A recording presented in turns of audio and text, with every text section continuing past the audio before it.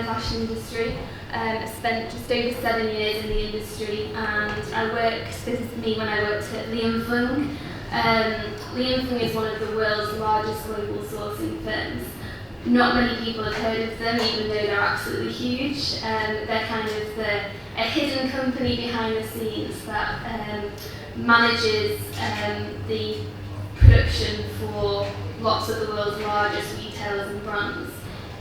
So we actually did design as well, and then managed everything in terms of sourcing where those clothes were made. So I moved to Istanbul and spent about 2.5 years. So I was a senior merchandise manager, and I moved to Istanbul so that we could supply the UK customers with fast fashion. So short lead time product which comes from Turkey. And I went out there to try and find factories and set up a team as well, because our office in Istanbul was quite used to working with American customers who aren't as fast as the UK. The UK want fashion as fast as possible. So I also needed to find people that could work at that fast pace as well. So I will hold my hands up that I've been a part of the problem. I really got into sustainability while I was out there, and I worked with the factories to help them become more sustainable, and lots of the retailers and brands are interested in making sure that their clothes are made in factories where the workers are safe and they have codes of conduct, for example, because lots of countries don't necessarily have the legislation. So retailers and brands are trying to work with the factories, and that's what I did. I would spend the morning maybe with a factory, sometimes quite difficult, trying to convince them why it would make sense to make their factory safe for the workers. And then in the afternoon, I would be putting the factories under pressure and arguing with them for hours to knock 10 pence off an order, for example. And that was because it was coming from the brands and retailers who would say, I won't place this order with you unless it's 10 pence cheaper. And so I would be trying to get that money off the supplier. Equally, I would be saying, if you don't finish this order, I'm going to cancel it. Or if you don't get speed up, then I'm going to knock 10% off, because that again is coming from the retailer as well. And when you put a factory under pressure like that, then something's going to happen.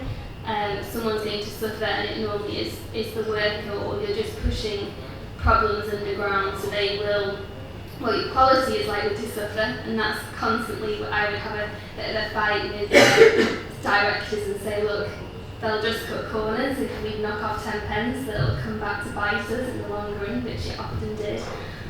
But we would see that the workers would have to work overtime, or they would subcontract to a factory that wasn't authorised, that wasn't necessarily up to standard. So I did become quite disillusioned with what was happening. So I then moved into academia, and so hopefully now trying to be part of the solution. And I was doing a PhD, and that was focused on modern slavery. So during my PhD, modern slavery legislation was introduced, which I'll go through in a little bit.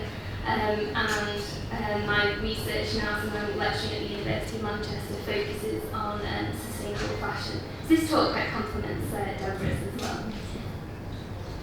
So a little bit more about my research, which I will be covering, but like I said, I focus on the fashion industry. It really complements. I think it's really helpful that I've worked in the industry. It's really good now when I'm working with companies that they know that I've got that background, and I know some of the struggles they've been through, and I've done the things that they have to do as well. And I've been to quite a few conferences internationally sharing my research, and I've recently published a paper based on how retailers are actually collaborating to actually tackle modern slavery within the industry. Okay, so I just wanted to get everyone thinking a little bit more about some of the issues and some of the challenges of the industry. So I wanted to pose a question of who made my clothes. I actually said who made your clothes though, and I think we often forget that there's that human element and people are making your clothes. And The industry is really labour intensive, so there's very few areas to automate. So you have workers producing the product, and when you've got high labour intensity, you've got a huge risk of vulnerable workers that are going to potentially be exploited. So this is just a typical supply chain in the fashion industry. It's what we call upstream, so looking at kind of the production side. You've got the brands and the retailers. You might have what's called an intermediary, so Lee and Funk, who I worked for, actually managed all the production process. Often the brand and the retailer or the intermediary will have the relationship with the factory or the subcontractor. Often you don't know where the product is actually being made. You place it with a factory and then you'll find that it goes down the road and then down the road to someone else and someone else and someone else.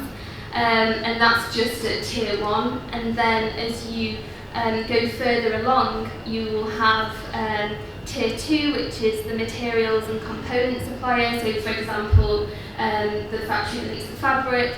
So the factory will have the relationship with that supplier, then the fabric supplier will have the relationship with the chemical and the dyes, and then if you track it all the way down, eventually you'll get to the raw material supplier in terms of the farming and the agriculture. And as you go further along, visibility reduces, and that's what you find, like the brand and the retailer will have no idea about kind of this end of the supply chain. And although they're trying, it's really difficult to just get a grip on tier 1 and who is actually at that part of the supply chain, let alone further along. So in the industry, we're dealing with really complex supply chains that, even at each tier, it's multi-level and there's lots of crossover, and that's why there's so many issues as well.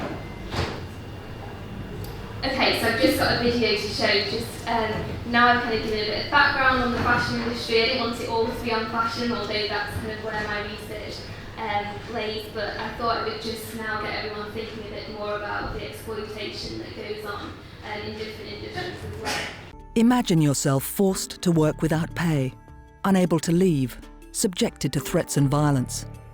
Imagine the same being done to your children. This is the daily reality for millions living in modern slavery. Modern slavery takes many forms and is known by many names. It entraps men, women, and children in dangerous and punishing conditions, where they're compelled to make bricks, peel prawns, mine tin and gold, pick cotton and weave carpets, and engage in other forms of exploitative labour. It can be called human trafficking, forced labour, slavery, and it also includes practices such as debt bondage, forced or servile marriage, and the sale or exploitation of children. Though every country has declared it illegal, modern slavery traps over 35 million people around the world. Women and girls held in sex slavery in India, children working as domestic servants in Haiti, Nepali men tricked into debt bondage on World Cup construction sites in Qatar, Burmese migrants trapped for years on end at sea in the Thai seafood industry. Slavery causes terrible suffering to its victims, but it is more than just an individual crime. It is also a cancer that eats away at the wider health of our economies and communities, and a symptom of greater societal failures. Ending slavery not only extinguishes an injustice, but also enables people to freely contribute to their community, creating greater prosperity. Together, we can end modern slavery and ensure that this most ancient of evils finally becomes a relic of history. Here is why we need to seize this moment to end slavery for good. Slavery is illegal everywhere. It is illegal under international law and illegal in every country. It is morally abhorrent. You don't have to persuade people of the evilness of slavery. Political leaders, religious leaders, and business are beginning to take the issue more seriously, though much more needs to be done. Even though over 35 million people are trapped in slavery, it's a smaller proportion of the world's population than has ever been in slavery. Unfortunately, in recent years, human rights philanthropists have courageously stepped up to tackle socially and culturally complex problems like child marriage, female genital mutilation, and slavery. There is now a real desire to end these abuses. With over 35 million people in modern slavery, it may seem like such a huge problem that you question whether we can really make a difference. But don't think of 35 million people. Think of just one person, a girl who has had her freedom stolen, a girl who has been threatened, assaulted and exploited, a girl who just wants to lead a normal life. With your help, she and millions of others can. I think it's important to remember though that modern slavery is a global issue and it's a problem in the UK as well. So that video, although I think it's fantastic and I've shown it to lots of different audiences and it really does hit home the problem, it does tend to focus on the developing world, and modern slavery is happening right here in the UK right now. So, just having a look at some of the headlines recently, it can happen in car washes, nail salons, for example.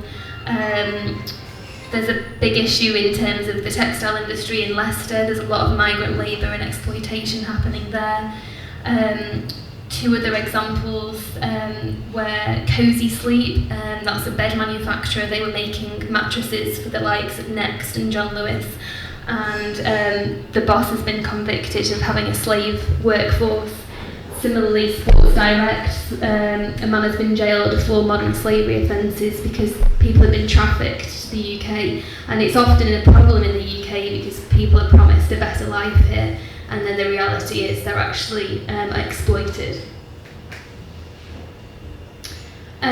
So there is legislation that's been introduced. Firstly, it was introduced in California, and then in the UK in 2015, the government introduced the Modern Slavery Act. So something is being done, and it is actually making firms rethink their corporate social responsibility. It's by no means perfect, and more needs to be done, and the legislation does need to become a lot more stringent, but it's a start. And it actually requires companies that have a turnover greater than £36 million to actually publish an annual statement and put it on their website and say what they're actually doing to tackle modern slavery in their supply chains. And you can all go and look at you can all look at companies' modern slavery statements. So they are actually on their website. So I just screenshot one from Marks and Spencer's. So they're often towards the bottom of the page where you can find all the delivery corporate information as well, and they tend to normally have a link for their modern slavery statement, or there is actually a registry and you can just search any company and you can find their statement. Or there's been a few releases now since the legislation came out that actually lists all the statements. And I really would encourage people to go and have a look. If you've got a brand that you tend to buy from, or you're particularly interested, be inquisitive, have a look, see what they're actually reporting on. They really do vary.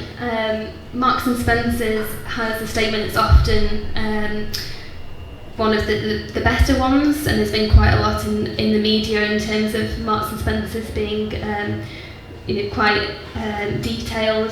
Some just literally put a statement, A4 piece of paper, black and white, quite boring, quite limited and non-committal. I think I've worked with quite a few of the companies, and there has been a bit of concern in terms of what should they report about, should they say they found issues. They don't really know what the the repercussions are going to be, and what are the consumers or the media, how are they going to react. But really, we should be, being really transparent, and brands should be saying, what they've gone out and done and what they've found. So they tend to have a similar kind of format and talk about their supply chain, where they're buying from, and some of the kind of measures they've taken to try and tackle slavery. So I thought I would just also touch on company responsibility. Because the idea is that these modern slavery statements, companies have to say what they're doing to tackle modern slavery and take some responsibility. I think it is important to say companies aren't necessarily making the decision to exploit people. In my work, it's often like the purchasing practices. So, when you're asking for low-cost product and quick lead times, this can lead to exploitation.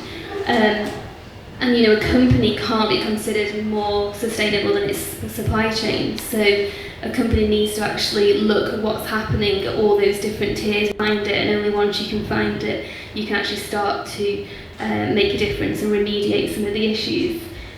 If we think about a company such as Marks and Spencer's, and I don't need to pick on them, I just think that they are one of the more transparent ones, and there is quite a lot of information out there. You can go on their website now. H&M and Primark are similar, have now published their supplier lists. If we think about M&S, they operate in 68 countries. That's nearly 2,000 factories, so they're touching the lives of more than 1 million people. So of course they are having an impact and they have a role to play.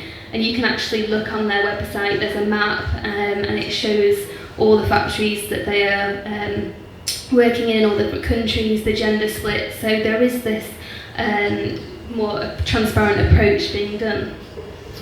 The problem is though that they are indirectly responsible through their complex supply chains, but they do obviously lack the visibility, and that's why we need to encourage transparency. It's obviously more complex, and it's easy to say that a company can become more transparent and try and see what's happening within their supply chain, but obviously it is very challenging. In modern slavery, like it said in the video, it is illegal. It's a criminal activity, but it's hidden and it's very complex, and it does make detection very difficult within these very fragmented multi-tier supply chains. And it can take place at anywhere within the supply chain. So the example of Sports Direct was in a warehouse in the UK, or it can take place in a factory in India, for example.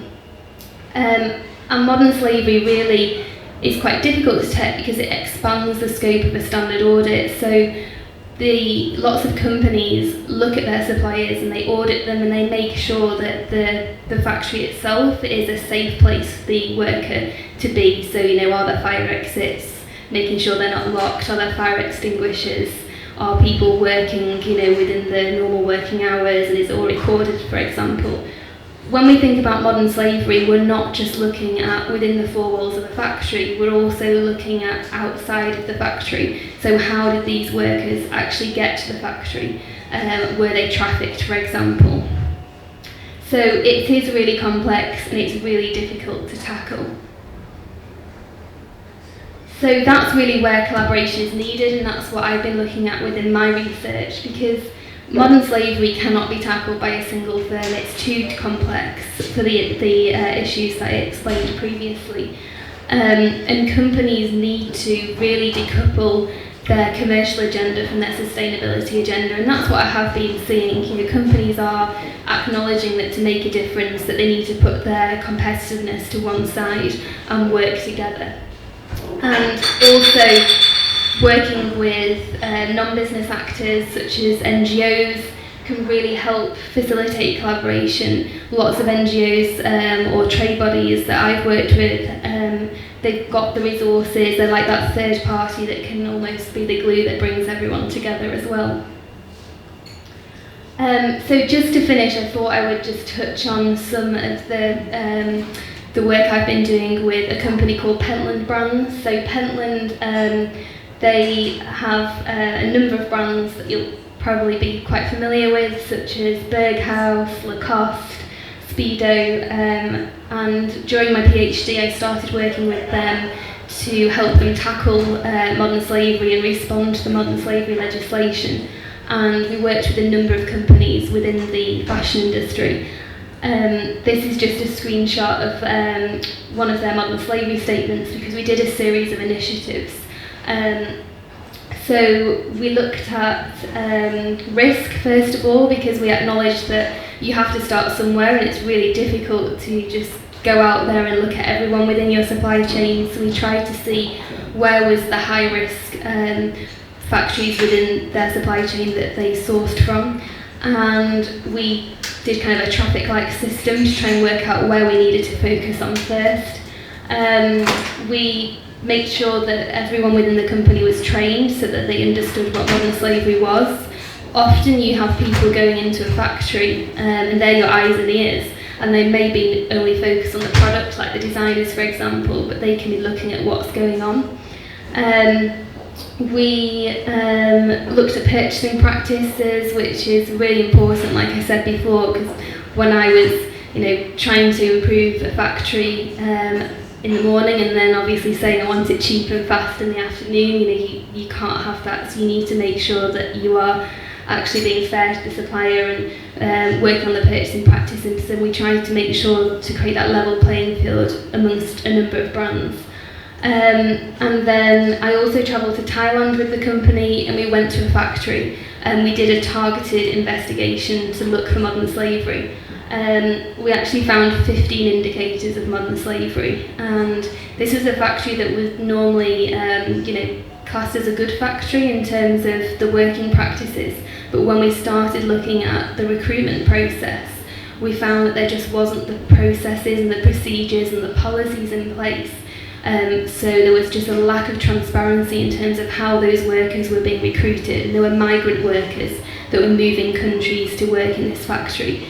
So that was an amazing opportunity for me to actually speak to the workers and try and find out kind of where they'd come from, and really having quite in-depth conversations with them and trying to understand, did they have access to money, did they have disposable income, a bit like an investigation to try and find out kind of how they were living basically. So those were the kind of things I've done with the company, and you'll see if you look at modern slavery statements, lots of companies are working on quite similar initiatives. So things are happening, but they do need to all work together to make a difference. So just to summarise then, like I said, modern slavery is a global issue. It's happening here in the UK though, and I think it's really important that we remember that it's not just happening in developing countries. It is complex and hidden though, so that makes it quite difficult to tackle, but companies are starting to make a difference because legislation is coming through and that is encouraging change. Companies obviously are responsible, and I touched on kind of how many lives that are involved in company supply chains. Another plug to kind of just access statements, make yourself more aware and more conscious consumers in terms of, there is some information out there, so if consumers become more aware and start looking at modern slavery statements, then companies are going to have to become more and more transparent. And like I showed on the last slide, companies are starting to take action, and hopefully they will become more transparent and start sharing that information as well with everyone. So thank you for listening, and if anyone's got any questions, I'd be happy to take them.